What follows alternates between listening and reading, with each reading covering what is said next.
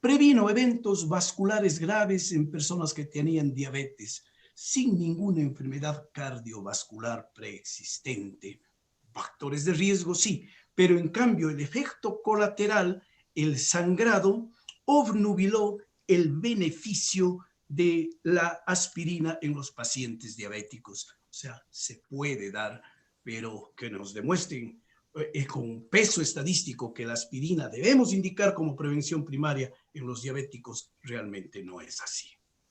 Tenemos el estudio ARRIVE, del cual vamos a ver cómo se hizo ese estudio. ¿Por qué? Porque nosotros estamos tratando este grupo de pacientes en los consultorios, en los hospitales públicos, privados, y miren, son 12,000 pacientes, de los cuales los hombres son mayores a 55 años, más 2 o más factores de riesgo. Las mujeres, 10 años más, mayores a 60 años y 3 o más factores de riesgo. Excluimos la diabetes y el sangrado gastrointestinal agudo. La intervención, aspirina 100 miligramos versus el placebo. Tiempo de seguimiento, 5 años. Resultados, el evento cerebrovascular 4.3 y que representa el 0.6%. Pero los sangrados digestivos, miren lo que pasa en esta población de 55 años y 60, que es la que mayor población nosotros abordamos. El sangrado es estadísticamente significativo. Miren, aspirina 1 versus 0,5 placebo, con una P estadísticamente significativa. Recuerden, para que haya significancia estadística, la P tiene que ser 0.05 y aquí tenemos 0.4017, muy significativa.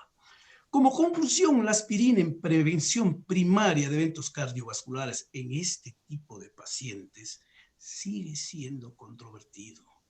Nuestro objetivo fue evaluar cómo actúa la aspirina en este tipo de pacientes y realmente el estudio fue nulo. Al decir nulo, queremos decir que no hubo diferencia estadísticamente significativa en favor de la intervención. Este estudio fue diseñado, randomizado, doble ciego, controlado con placebo. Participaron 7 países, 6 de los cuales eran europeos y 1 de los Estados Unidos. Y miren el diseño del estudio.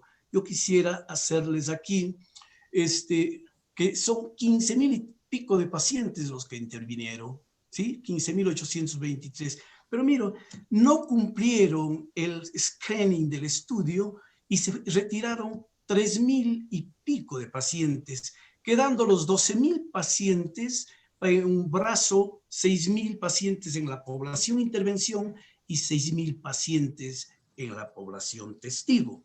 Por una serie de cosas, bueno, se fueron descontinuando 1,800 y pico de pacientes en ambos brazos y lo más importante aquí, mire lo que nos dicen, 6,200 pacientes en población intervención, población testigo, con la intención de tratar y 3,800 pacientes en cada grupo en pacientes por protocolo a estudiar. ¿Qué quiere decir esto? Pacientes con la intención de tratar y pacientes por protocolo.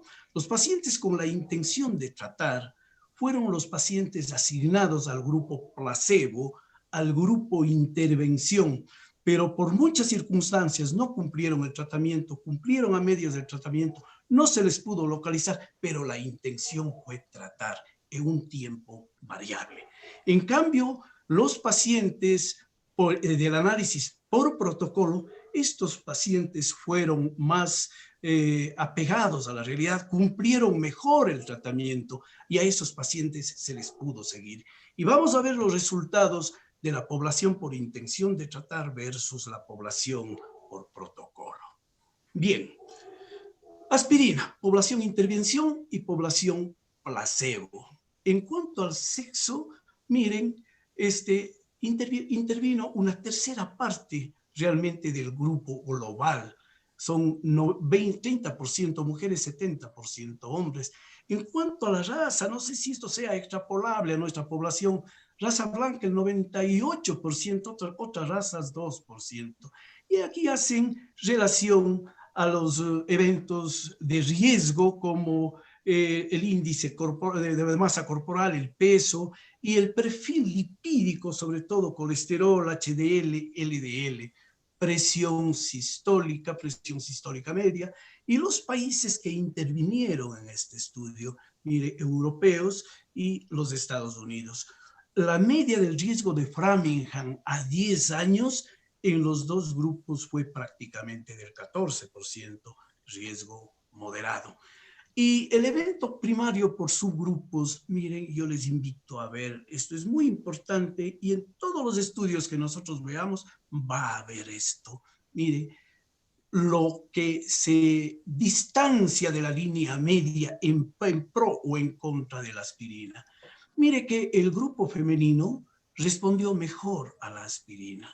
Miren que en el índice de la masa corporal, los que mejores respondieron a la aspirina fueron los que tenían índice de masa corporal menor a 25. Y este riesgo para enfermedad cardiovascular, los que mejor respondieron fueron los pacientes que tenían 10 como riesgo de masa corporal, como riesgo de eventos cardiovasculares a los 10 años. Y miren esto que estamos hablando del estudio, el 21 punto, cuando tenían el riesgo de factores de riesgo a 10 años, miren, estos son los que menos respondían a la aspirina, es decir, pacientes de edad con varios factores de riesgo respondían menos a la aspirina. ¿Por qué? Porque el sangrado era mayor que el nulo beneficio. Yo quisiera mostrarles esto de aquí y lo que habíamos hablado hace unos minutos atrás, el tratamiento de pacientes que con la intención de tratar y por protocolo,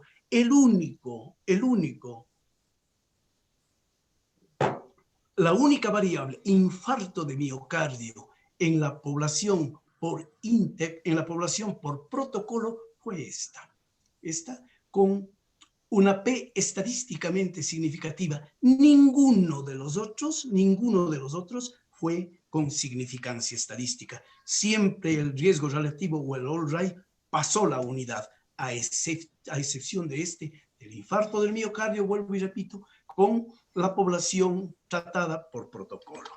Bien, esto dicho en resumen, miren, incidencia acumulada con infarto del miocardio fatal y no fatal. Un infarto de miocardio con una P estadísticamente significativa, los intervalos de confianza estaban siempre menos de 1, una P, el de los infartos, de todos los infartos, con una P también estadísticamente significativa. Pero miren esto, el sangrado en este tipo de pacientes, cualquier sangrado en el grupo aspirina sangró 3 veces más que el grupo testigo. Sangrado severo sangró 2 veces más que en el grupo testigo.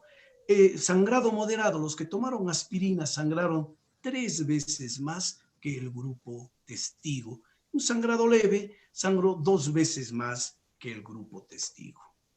Se hicieron luego de estos 3 estudios que salieron a la luz en el 2018, un metaanálisis de más de 120,000 pacientes de antiagregantes o aspirina como prevención primaria.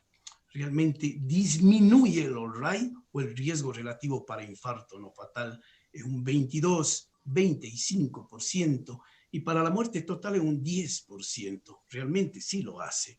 Pero en cambio, al otro lado tenemos a que aumente el riesgo relativo para hemorragia en un 60% y hemorragia cerebral en un 33%. Si ponemos riesgo versus el beneficio, creo que es más el riesgo en este grupo de pacientes de la tercera edad. Conclusiones de la aspirina como prevención primaria.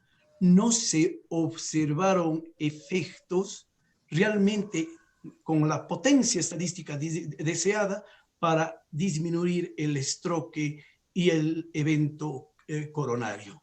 Menos riesgo, claro que hay menos riesgo, pero ¿por qué? Porque ya estábamos en la era de las estatinas. Las estatinas junto con la aspirina disminuyen los eventos cerebrovasculares y cardiovasculares. ¿Por qué? Por la regeneración del endotelio. Últimamente sabemos que existen trabajos con aspirina y estatinas para la estabilización de placa y para la regresión de placa. Realmente en este estudio, el 43% de las pacientes de la RAI tomaron estatinas. La diferencia vimos claramente entre el grupo poblacional con la intención de tratar versus la población que es por protocolo. En la intervención por protocolo, como vimos ya, la única variable infarto de miocardio en que disminuyó con significancia estadística fue en el grupo, por protocolo del estudio. Las tasas de sangrado y gastrointestinal alto en el grupo tratado con aspirina, pero no hay eventos fatales. No hubo reducción de eventos por cáncer comparado con placebo, ya que en el estudio ARRIVE, pues de los individuos de la tercera edad, se vio en este estudio que aparecieron mucho más cáncer que en el grupo testigo. Esto fue confrontado por otros estudios de similares características, las cuales no mostraban esta variable. Bien, para terminar con conclusiones de prevención primaria, 1/3, es decir, 1 de cada 2 pacientes no se adhería al grupo de medicación. Esto da un sesgo técnico que nos hace difícil realmente interpretar el análisis estadístico de estos estudios.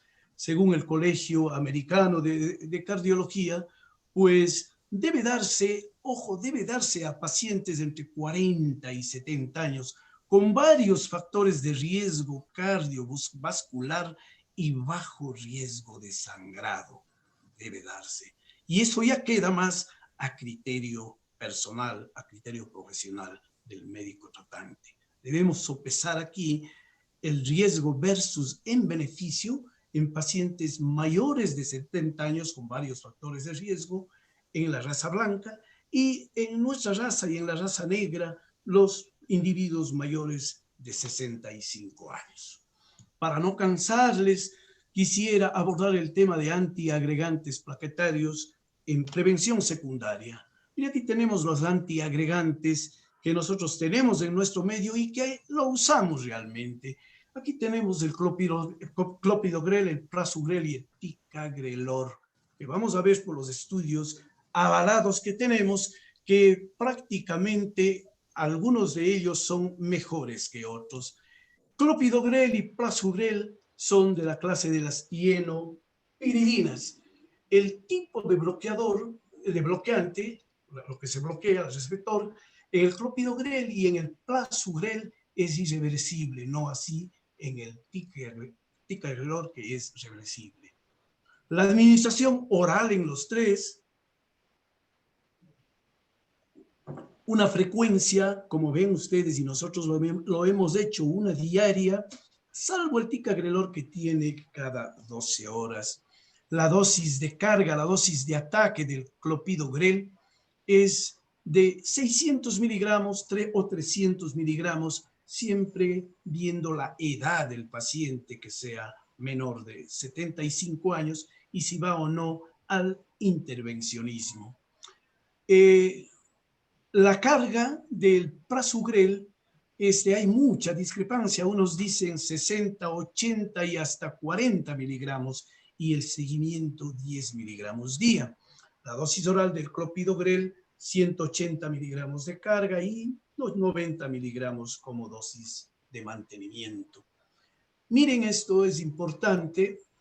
El inicio de acción del clopidogrel de 3-4 horas, el inicio de acción de los dos, del prasugrel y de ticagrelor, 1 hora. Es por eso que los intervencionistas prefieren al ticagrelor o prasugrel por la vida media rápida de acción.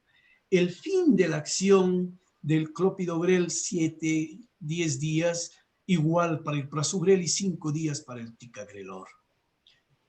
Los escenarios, pues, en todo, en la cascada del síndrome anginoso, síndrome anginoso con supradesnivel del ST, sin supradesnivel del ST, angina inestable, y todas estas evidencias están basadas, pues, en los estudios CREDO, en el CURE, sobre todo en el CURE para el clopidogrel 2000, 2002, en el PCURE, PCCURE, en el CLARID, en el TIMIDIA, seguimiento a largo plazo, que realmente me gustaría hablarlo de todos estos estudios para ver cómo están influenciando los antiagregantes en la prevención secundaria.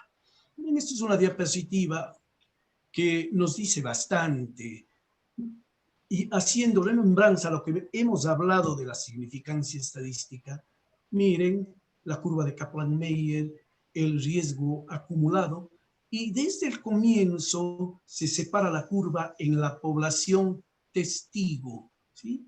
Y con el clopidogrel, miren, disminuye la incidencia, la prevalencia de los endpoints primarios y secundarios, con una P de 0.03, estadísticamente significativo. Y miren que las curvas se van abriendo. Esto es lo que se llama en estadística el desabrazo. El desabrazo. Miren aquí, nosotros tenemos riesgo acumulado de eventos en la población placebo y en la población clopidogrel, tomado del CURE. Y desde el comienzo, el comienzo, 2, 3 días, perdón, esto es en meses de seguimiento. El anterior fue días de seguimiento, hasta los 30 días. Desde el comienzo se separan. Este es igual placebo, clopidogrel, pero en meses de seguimiento. Y las curvas igualmente se desabrazan y cada vez más conforme pasa el tiempo y hasta los 12 meses, con una P estadísticamente significativa. Miren, aquí comparamos ticagrelor y clopidogrel. A ver, y miren cómo se hace el análisis estadístico. Ticagrelor frente a clopidogrel. Un riesgo relativo de 0.84. Miren los extremos del riesgo relativo, 0.77 y 0.92. Nuestra cuantificación de variable está entre estos dos números. Y el valor de P, estadísticamente significativo, 0.001. Miren las curvas, mejor clopidogrel que ticagrelor. Esto es del estudio Platón. Hay un grupo de pacientes que son americanos en donde tomaron el ticagrelor junto con 375 miligramos de aspirina. A ese grupo de pacientes les fue mal porque había una menor disminución de la actividad del ticagrelor y el sangrado era mucho mayor.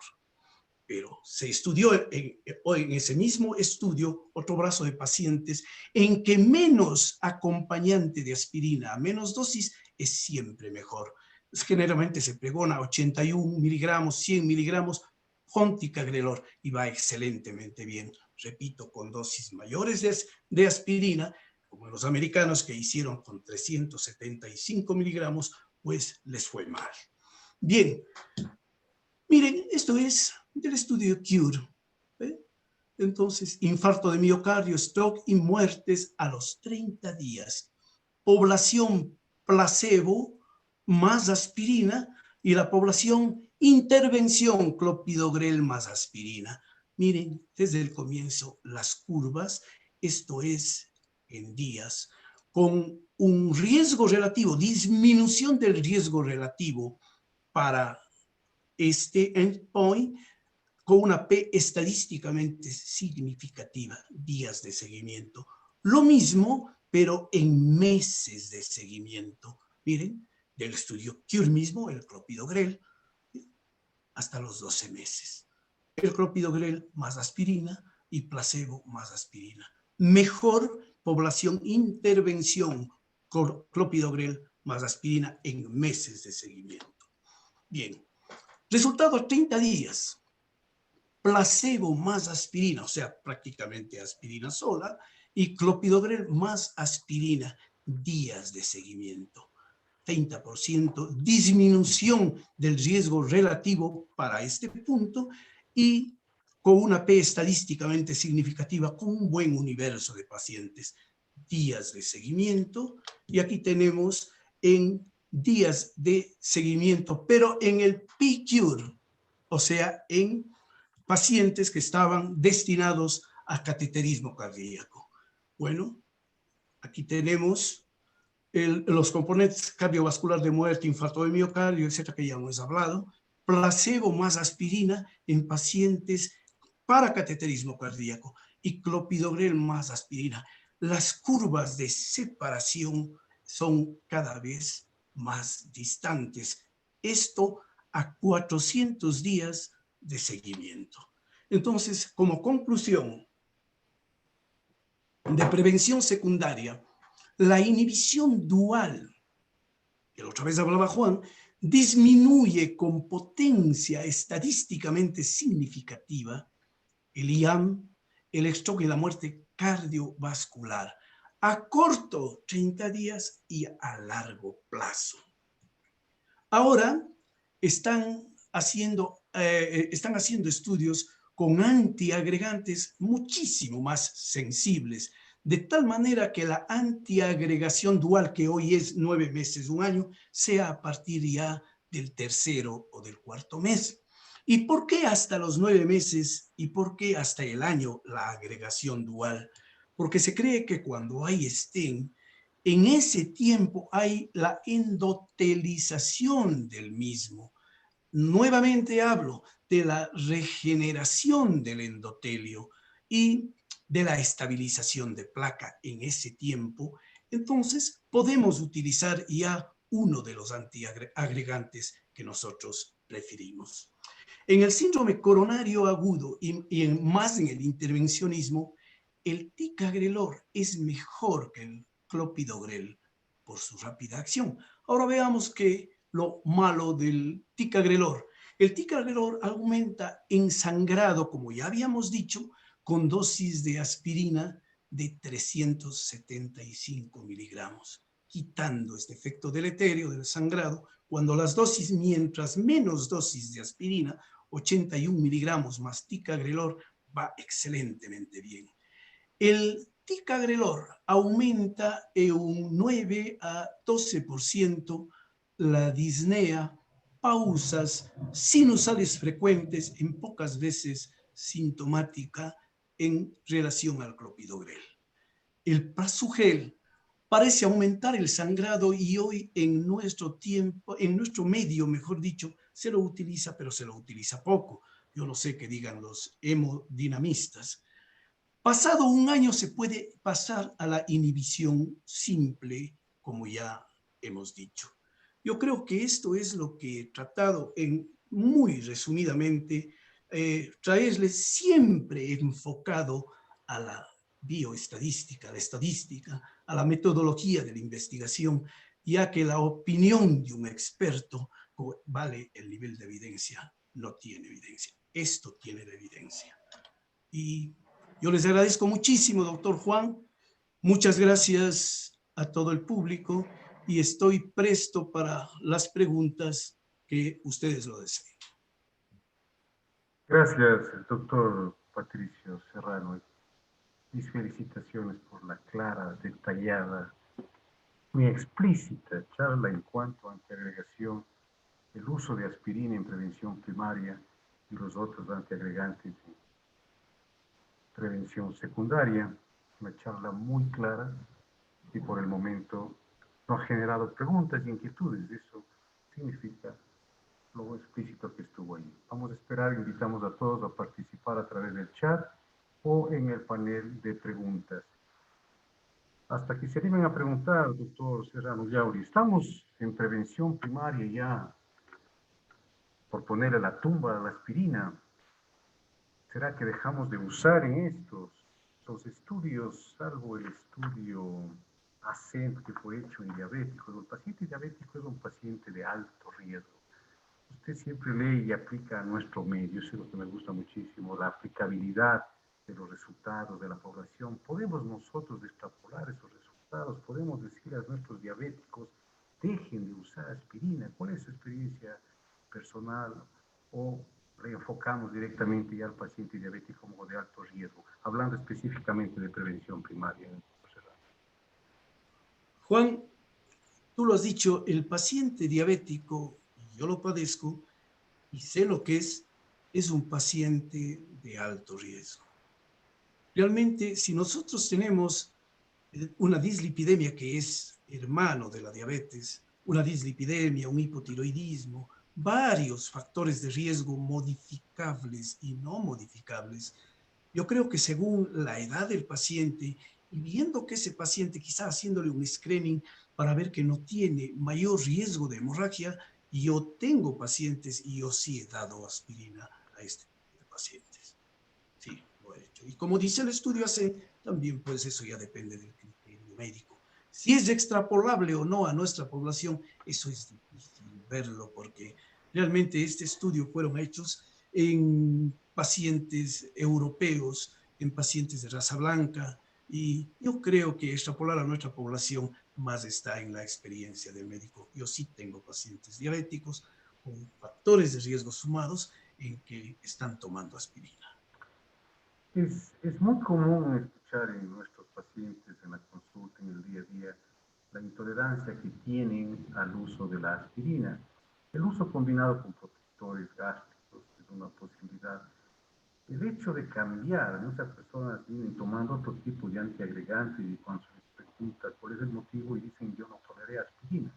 ¿Qué conoce de otros antiagregantes basados en estudios como prevención primaria, tipo clopidogrel, o más aún incluso ticagrelor? Tengo algunos pacientes que han optado por el cambio. ¿Algún conocimiento al respecto, doctor Patricio? Bueno, no tengo conocimiento, doctor Juan, al respecto, pero ya en el estudio GCD se vio que solamente el hecho de dar aspirina era el 30% casi de igualdad en porcentaje, el 30% de lo que son los fibrinolíticos.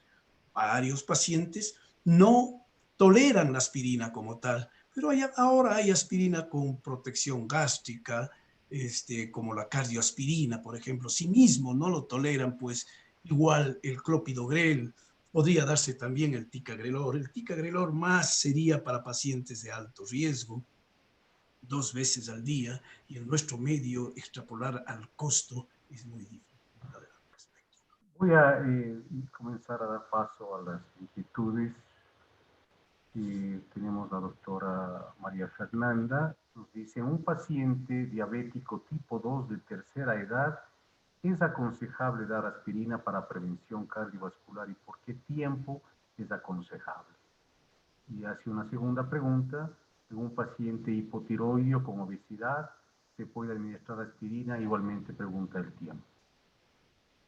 Bueno, paciente de la tercera edad. Nosotros sabemos que la tercera edad está considerada por la OMS de Organización Mundial de la Salud desde los 65 años, pero tercera edad también puede haber 70 años. Ya vimos con el estudio ARRIVE que son pacientes con varias comorbilidades, pacientes viejos, y debemos sopesar siempre el riesgo versus el beneficio y hacer un screening clínico del médico para ver si ese paciente tiene falla hepática, falla renal, si es que está tomando está todo consumiendo warfarina, ver la variabilidad del INR, etcétera. Yo creo que pesa mucho el criterio médico allí para en este tipo de pacientes dar o no aspirina. Pero está demostrado por los 3 grandes estudios que salieron a la luz en el 2018 de que prácticamente solo uno disminuyó el infarto del miocardio en prevención primaria, pero con el estudio por protocolo, no con intención de tratar. Entonces, es una pregunta difícil de contestar matemáticamente. Yo creo nuevamente que prima el criterio médico. Tenemos otra pregunta que expresan su felicitación, doctor Serrano, por su charla. Dice, ¿qué opinión le merece dar aspirina a pacientes de bajo riesgo, pero con score de calcio mayor a 100, pero de bajo o intermedio riesgo por escalas? como fue estudiado en el Mire, esa es una buena pregunta. Pacientes con score de calcio coronario alto, ¿damos o no aspirina? No conozco yo un estudio en que diga que con solo el score de calcio haya que dar aspirina. No hay, yo no conozco si el colega pudiera indicarme qué tipo de estudio o cuál es el estudio con score de calcio para dar aspirina, pues muy agradecido que me lo pase. Sí, habla de estudiado en el MESA, me refiero, sinceramente no conozco el estudio, pero manifiesta ese estudio. Otra pregunta, dice doctor Brillante, su exposición, en pacientes diabéticos con riesgo bajo, o está indicada la aspirina, sin embargo, en pacientes diabéticos con otros factores de riesgo, ¿debe darse la aspirina? ¿Con cuánto de score de riesgo a 10 años uno aseguraría que estamos actuando correctamente? Bueno, el score de riesgo, como vimos en el estudio, son scores de riesgo a 10 años de un promedio de 14%, riesgos moderados. A ese tipo de pacientes que tienen varios factores de riesgo y diabetes, tenemos que valorar el riesgo del sangrado, que a largo plazo son estudios hechos a 4.7, 7.4 años. El sangrado no nos va a venir en 1 o 2 años, eso es muy relativo, pero puede venirnos en los pacientes diabéticos con varios factores de riesgo. Pero ya les digo, yo tengo pacientes diabéticos con factores de riesgo, diabetes tipo 2, que sí están tomando aspirina y hay que controlarlos, pues a ver cómo están. Tenemos mucho personal de medicina general, paramédicos de otras especialidades. Aquí hay una pregunta que dice sobre el uso de aspirina en pacientes con varices de extremidades inferiores. Muy común, tómese una aspirina. ¿Qué opinión tiene al respecto? Yo oí a nuestro maestro, al doctor Fernando Crespo Seminario, y realmente tiene razón. Paciente con varices, con disfunción endotelial venosa, realmente la aspirina no tiene efecto. En las personas con antecedentes de infarto más de hipertensión mayores a 75 años, vemos que nuestro auditorio se está enfocando mucho en el adulto mayor. ¿Es efectivo tomar clopidogrel más ácido acetilsalicílico y cuál es la frecuencia? Se debe tomar todos los días de la semana. Habla sobre el hecho de suspender o tomar de días alternos la antiagregación en infarto del miocardio. En pacientes añosos con evento agudo previo como el infarto, y nosotros ya hemos hablado pues que el clopidogrel más aspirina es hasta los 9 meses o hasta el año, porque se ha comprobado que en ese tiempo hay la regeneración del endotelio. Pero luego de por vida debe quedar ese paciente con un antiagregante uno solo, de acuerdo a la clínica del paciente. Si tiene gastritis, intolerancia a la aspirina, etcétera, pues tomaremos la mano del clopidogrel, algún otro antiagregante. Hay un comentario que hace referencia en el paciente sobre 70 años hipertenso y con hiperplasia prostática. Si podemos administrar aspirina como prevención, que no conozco. No, yo no conozco con Igual. hiperplasia prostática, no conozco, pero a lo Y mejor por otra eso. pregunta, igualmente, las felicitaciones. Dice, ¿se debe iniciar inmediatamente con clopidogrel y aspirina en pacientes? ¿Algún tiempo? Doctor, buenas noches. Una pregunta. Si iniciar inmediatamente con clopidogrel y aspirina en pacientes de alto riesgo vascular, en Si prevención no ha primaria. tenido, Así si es. no ha tenido evento agudo previo, no. Si no es un paciente isquémico, pues no. Estos estudios del CURE, el PCCURE, etcétera, el Plateau, nos demostraron que realmente estos pacientes que ya tienen para prevención secundaria, en prevención primaria, por varios factores de riesgo que tenga una inhibición dual, no, por favor, tiene que ser un evento agudo previo.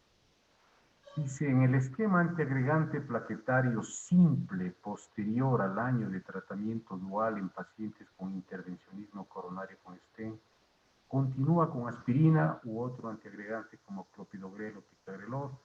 Bueno, esa pregunta ya respondió. Si quiere repetirlo, doctor Patricio.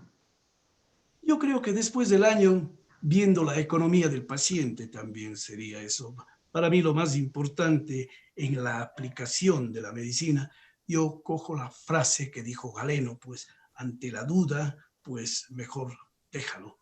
Y si yo prescribo a un paciente de escasos recursos económicos, qué sé yo, ticagrelor 2 veces al día, clopidogrel, pues no me va a cumplir el tratamiento. Yo lo que hago pues es el ácido acetil salicílico, a ver cómo... Y a la final, clopidogrel comparado con ácido acetil salicílico, la diferencia a favor del clopidogrel no tiene significancia estadística.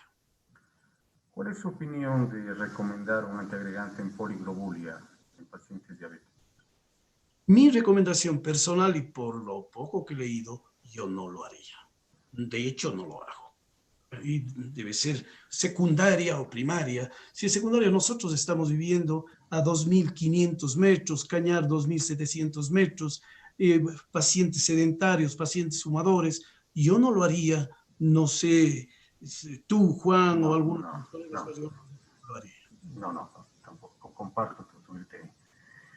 Una última pregunta que tenemos, David, dice, perfil del paciente en que podemos comenzar un tratamiento combinado con clopidogrel más aspirina, lo que hace referencia a la prevención secundaria, que esta pregunta también ya fue respondida.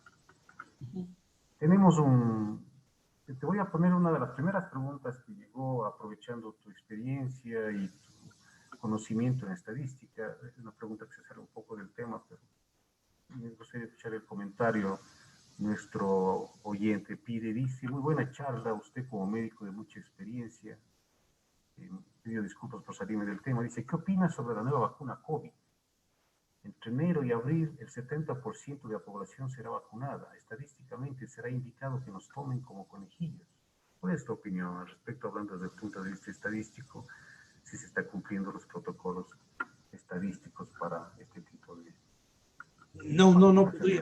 No podría contestar. Es difícil, realmente. Como hablar mal y a lo mejor no podría. Mi obligación como moderador es dar paso a todas las inquietudes de los Claro, oyentes. Juanito, así es, yo agradezco mucho. ¿Qué experiencia tienes en prevención secundaria? Uno de los efectos que yo veo muy frecuentemente con el ticagrelor de la disnea. He vivido los pacientes sienten mucho más que las mismas pausas sinusales. ¿Cuál es la experiencia en efectos colaterales de ticagrelor en la práctica diaria, Patricia?